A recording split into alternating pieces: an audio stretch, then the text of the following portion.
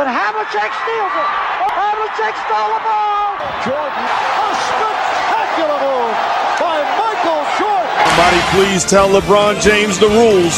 Hand down, man down. Mama, there goes that man. Okay, people, welcome back. Now, what would this channel be without me giving you my opinion on the NBA Finals? Of course, I got OKC. I've had OKC from the middle of the season. Unless you live in Indiana and you're watching this video, or you're from Indiana, there's no way in hell that you can tell me you predicted this to be the finals. Leave me a comment and let me know why, but I'll just tell you right now, I don't believe, unless you're a previous resident of Indiana, a former player or coach, coaching staff, or you worked in the arena, unless you have some kind of previous ties to the state of Indiana and its basketball program, to tell me that you had Indiana picked to go to the finals, and well, I call bullshit. I mean, I told you guys the last video I made, I even had New York over Indiana because New York's win was more impressive than Indiana's win to me.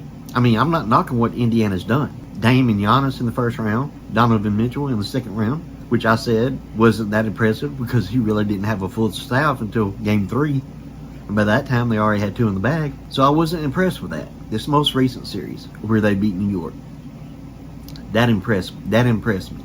I didn't think that was going to happen. For the simple fact that, I picked New York. I picked New York because they beat Boston. That was more impressive to me. I told you guys that on the last video. Boston has some of the best perimeter defending guards in the league. They didn't care. Boston couldn't stop them. They couldn't stop Brunson. While I've been talking and giving you my intro to this video, I wanted you to pay attention. I've got their 2 matchups playing in the background here next to me, wherever I put it at, which Indiana lost both matchups, which doesn't mean, look, I'm the first to say that doesn't mean shit. 1, it's a regular season. 2, it's not the playoffs. And 3, Indiana never seen Chet. So, you know, this is going to be a completely different game, a completely different series.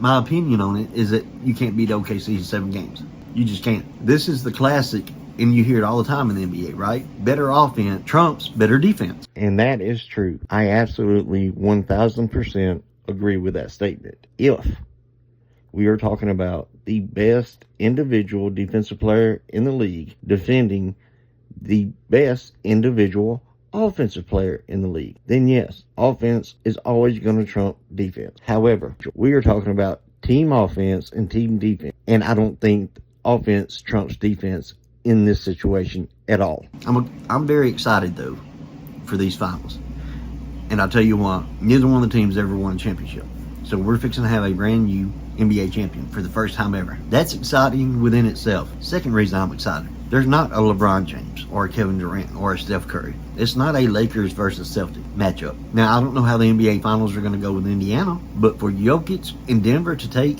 OKC 7 games, I think that was my biggest surprise out of the entire playoffs. Even with all the buzzer beaters and all the wins and losses and me not knowing anything about Indiana and now Indiana being in the finals, right? Given all of that, my biggest surprise is still Denver took OKC 7 games. I didn't see that coming. I really didn't.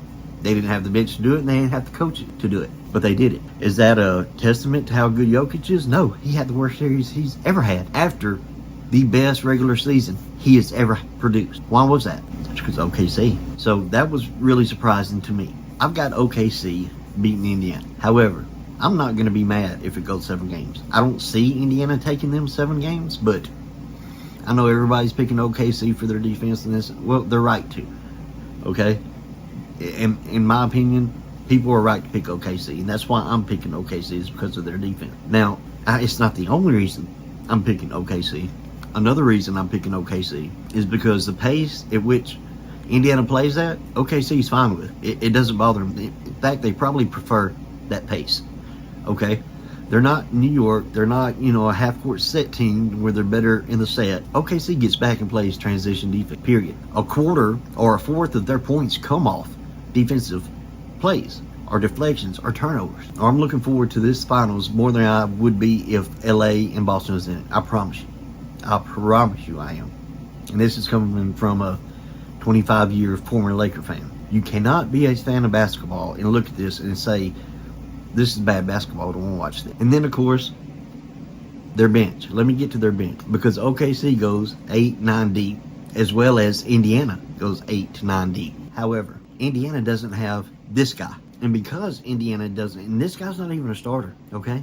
This was my favorite player on the 2020 Lakers team. Broke my heart when they let Caruso go. I was extremely pissed about that. But it's business. I get it. I've never seen defense played by Caruso to the extent that he's played this year in the playoffs. He's always been solid as defense. He's always, as a defensive player, he's always been solid. He's always made every rotation. He's always been a very good defensive player. But Indiana doesn't have this. Even when OKC starters go to the bench and take a rest, you've got to deal with this. And this is not a joke. This is what Indiana has to look forward to. Take a look.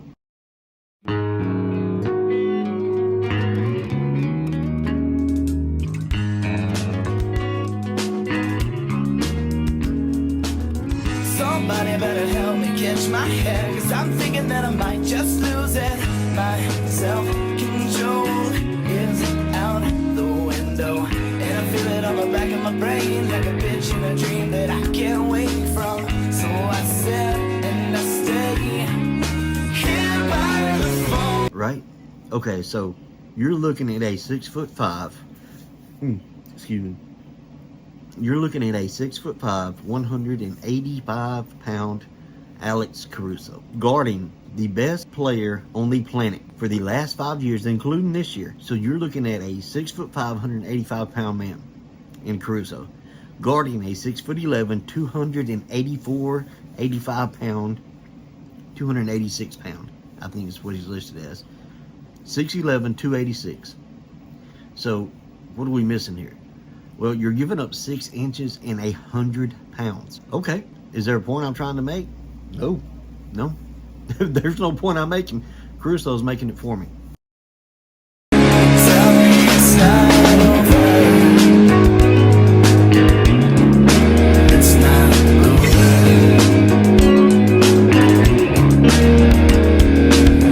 Maybe I just take too much offense. I'm giving, getting nothing but shit. Why should I change how I was raised for any reason but just to suit you? Who the fuck are you that I need you to approve? And still I wait for you. Look at the next series. How he jumps off from a 6'11", 280-pound man to Anthony Edwards. Look at this. This is what Hallie has to look forward to, guys.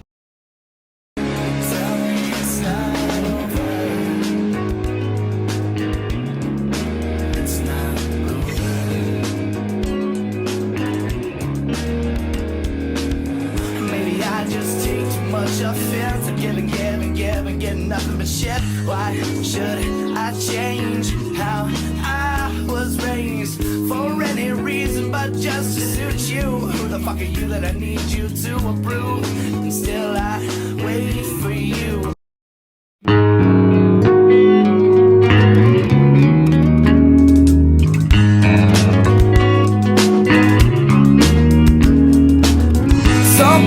And this is why I think OKC is our 2025 NBA champion. That's all I got for today's video, guys. I just wanted to give you my prediction. I'm sure I'll jump into some more videos after the first game on Thursday night. And as always, thanks for coming and hanging out. I know there's other places you can be watching people do other things, but you're here checking this video out. I thank you for that. And I'll see you guys next time. Huh. What do you mean, you people? What?